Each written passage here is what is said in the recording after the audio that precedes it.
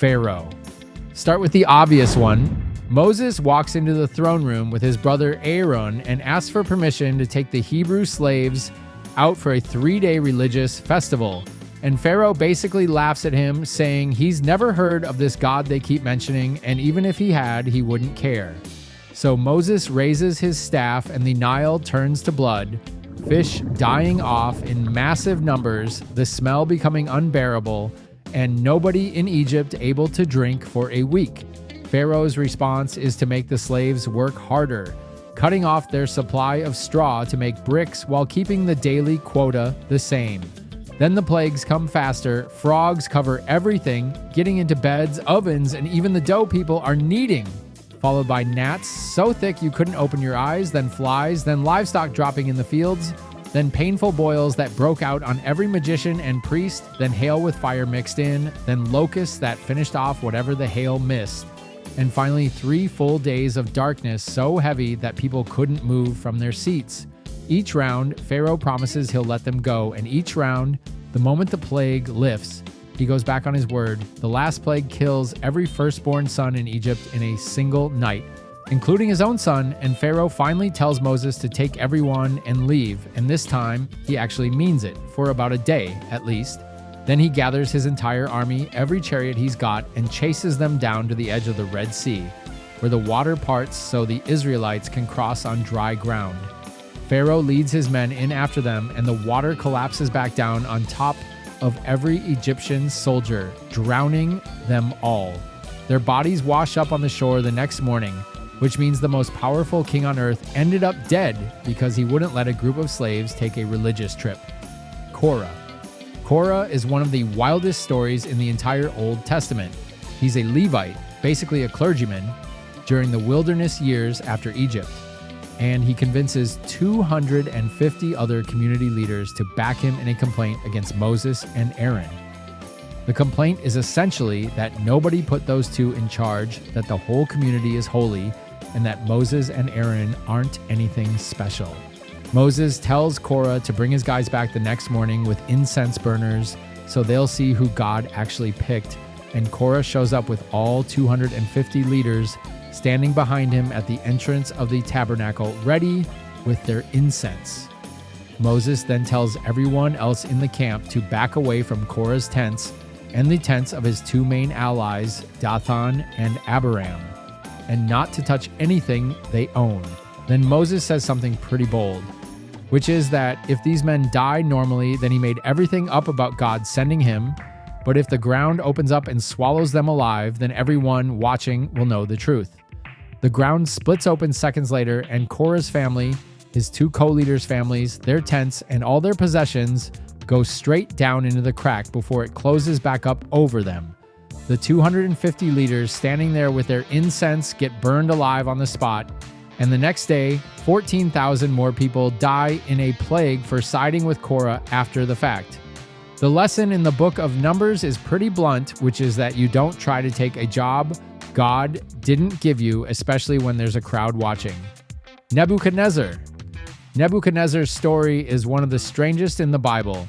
He's the king of Babylon and the most powerful man in the world at the time, the one who destroyed Jerusalem, burned the temple, and dragged most of the Jewish population back to Babylon as captives.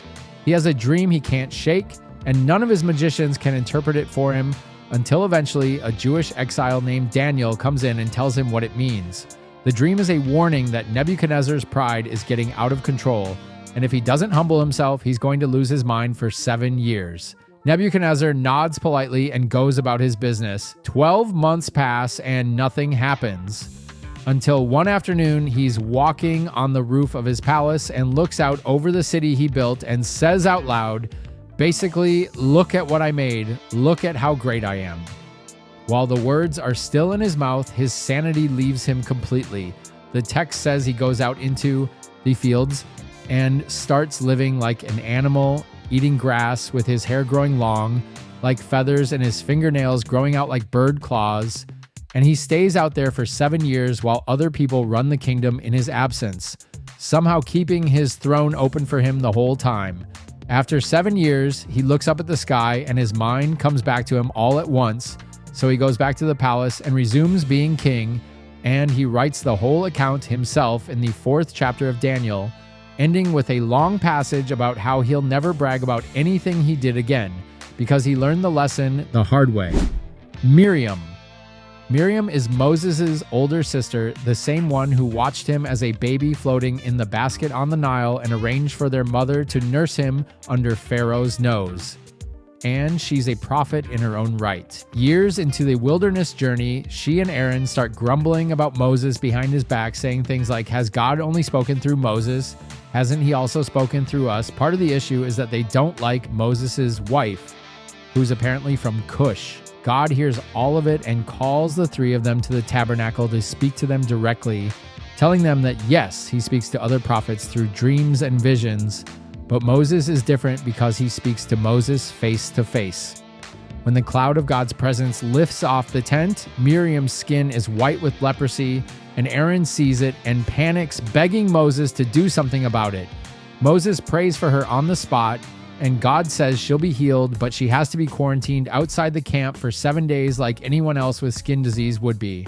The whole nation waits for her, and nobody moves on until she comes back. Sennacherib. Sennacherib's story is one of the most dramatic single knights in the Bible. He's the king of Assyria, which at this point is the dominant superpower of the ancient world, and he's already swept through most of Judah, captured 46 fortified cities, and now he's standing at the gates of Jerusalem with what some sources put at over 100,000 soldiers. He sends a messenger to taunt King Hezekiah, and the speech is memorable because the messenger basically lists every nation Assyria has already crushed and reminds everyone that none of those nations' gods could save them. So why would Hezekiah's God be any different? Hezekiah takes the letter into the temple and lays it open in front of the altar, just spreading it out flat, and then he prays. The prophet Isaiah sends back a message that same night saying Sennacherib won't shoot a single arrow into Jerusalem, won't even build a siege ramp against it, and that he'll go home the same way he came. That night, the angel of the Lord goes through the Assyrian camp, and when the survivors wake up in the morning, 185,000 soldiers are dead. The text doesn't describe how, just that they were corpses by morning, and Sennacherib breaks camp and goes back to Nineveh. A few years later, Sennacherib is praying in the temple of his own god, Nisroch, when 2 of his sons walk in and assassinate him with swords. And then they escape, and a 3rd son takes the throne. The Assyrian records confirm the assassination, by the way, so that part isn't only biblical. Belshazzar. Belshazzar shows up a few generations after Nebuchadnezzar, and he's throwing a massive feast in Babylon for 1,000 of his nobles, drinking heavily, and somewhere into the night, he gets the idea to bring out the gold and silver cups his ancestor looted from the Jewish temple.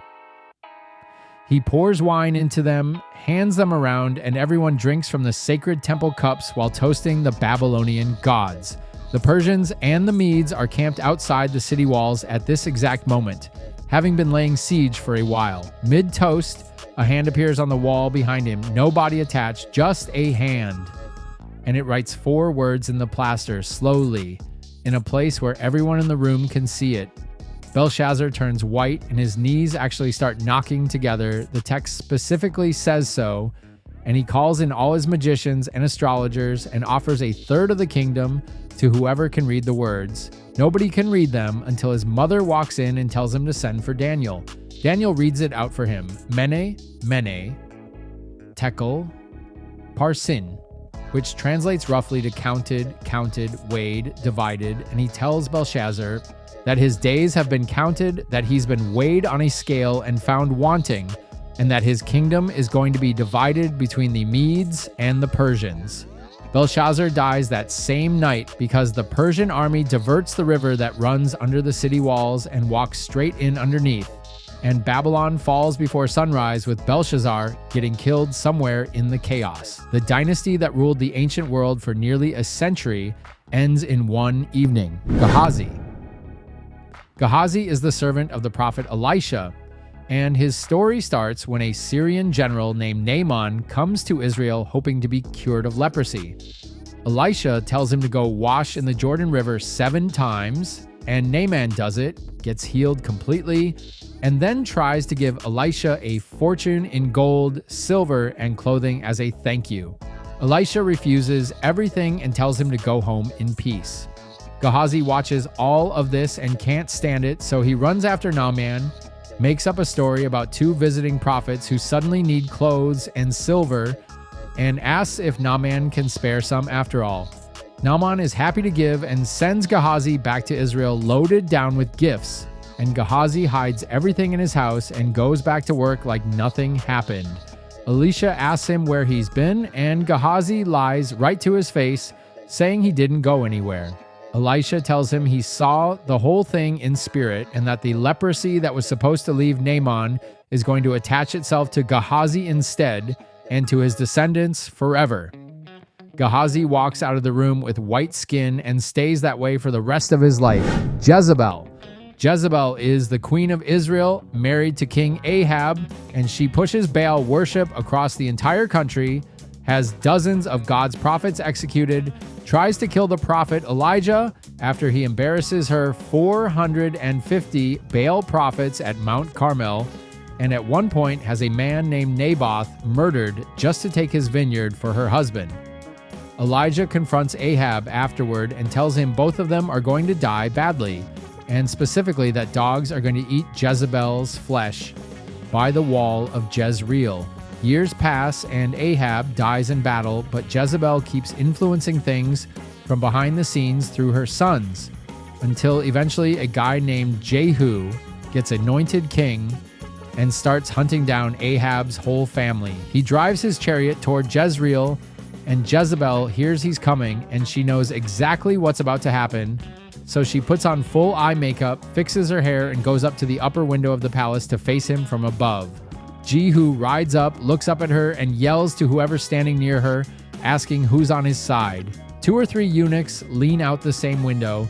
Jehu tells them to throw her down, and they do exactly that, and she lands on the pavement below with her blood splattering on the wall and on the horses.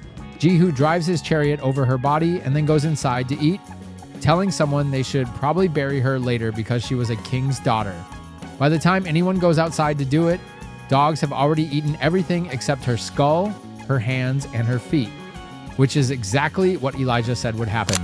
Herod Agrippa.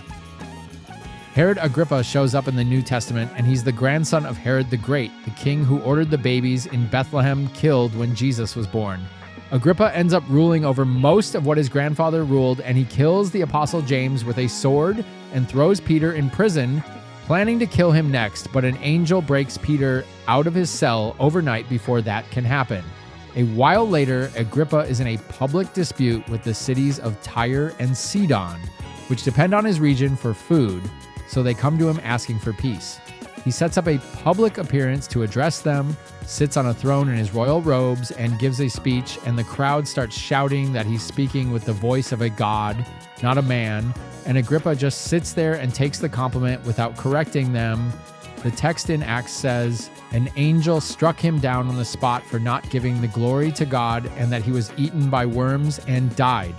The Jewish historian Josephus, writing not long after, gives a similar account, saying Agrippa saw an owl during the speech, took it as a bad omen, and started having severe stomach pain right there on his throne, then lingered in agony for 5 days before he finally died.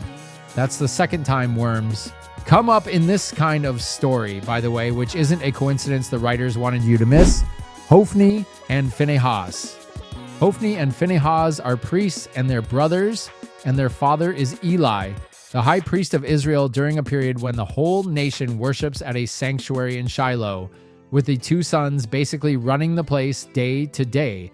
They're awful at it, stealing portions of the offerings that aren't supposed to be theirs, sleeping with the women who serve at the entrance of the tabernacle, and turning the whole operation into such a racket that people stop bringing offerings altogether.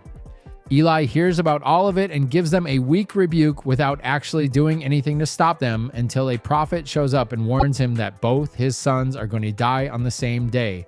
The Philistines invade soon after, and the Israelites lose a battle and decide they need some kind of magic boost.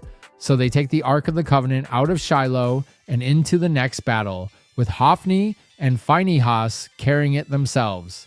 The Philistines win the next battle harder than the first one, killing 30,000 Israelite soldiers. Both brothers go down in the fighting, and the Philistines walk off with the Ark. When Eli hears the news, he's sitting on a chair near the gate, and since he's old and overweight, he falls backward off his seat, breaks his neck on the way down, and dies right there. His daughter-in-law, Phinehas's wife, goes into labor on the spot from the shock and dies giving birth, which means the whole family gets wiped out in about an hour. Saul is the first king of Israel, tall, good-looking, from a wealthy family, picked by God himself through the prophet Samuel, and he starts out fine, winning some early battles before things slowly fall apart. Samuel tells him at one point to wait at Gilgal for 7 days before going into a battle because Samuel wants to come himself and offer the sacrifice, but Saul only waits 6 days. Soldiers start deserting on him. He gets nervous and he offers the sacrifice himself against direct instructions, and Samuel shows up while the meat is still smoking and tells him his kingdom isn't going to last. Later on, God tells Saul to wipe out the Amalekites completely. No livestock, no prisoners, and Saul does most of it but spares the king and the best animals, claiming he was going to sacrifice them later. Samuel tells him obedience matters more than sacrifice, and that the kingdom is being torn out of his hands and given to someone else, and that someone else turns out to be David. Saul spends the rest of his life trying to kill David, throwing spears at him in his own palace, hunting him through the wilderness for years, and eventually losing his mind enough that he sneaks out at night to consult a witch, even though he had personally banned witches earlier in his own reign. The witch summons the ghost of Samuel, who tells him that he and his sons are going to die the next day in battle, and that's exactly what happens, with the Philistines defeating Israel on Mount Gilboa and killing Saul's 3 sons first. Saul gets seriously wounded by an arrow, asks his armor bearer to finish him off, and when the armor bearer refuses, Saul falls on his own sword. The Philistines find his body the next day, cut his head off, and hang what's left on the wall of a city as a trophy: Ananias and Sapphira. The last one happens in the early church, and Acts is describing this period when believers are pooling their resources, selling off property, and bringing the money to the apostles to distribute to anyone who needed it, and the whole thing is voluntary. Ananias and Sapphira, who are a married couple, sell a piece of land, and they agree privately to keep some of the money for themselves, but tell the apostles they're handing over the full amount. Ananias goes in first, walks up with the money, and says, "Here's everything we got from the sale." And Peter looks at him and asks why he's lying to the Holy Spirit, pointing out that the property was his to keep or sell however he wanted, and the money was his to do whatever he wanted with, because nobody had asked him to give it all up. The lie itself is the problem. Ananias drops dead before Peter even finishes the question, and some young men in the room wrap his body up and carry him out for burial. 3 hours later, Sapphira walks in, having not heard a thing about her husband yet, and Peter asks her if they sold the land for the price they reported. She says, yes, that was the price, and Peter tells her the men who buried her husband are at the door, and they're about to carry her out next, and she drops dead right where she's standing. The text says great fear came on the entire church and on everyone who heard about it. Somebody decides their version of the truth is better than the real one, or that they can take what isn't theirs, or that they're bigger than the line they're crossing, and the endings tend to write themselves, almost always coming faster than anybody expected them to.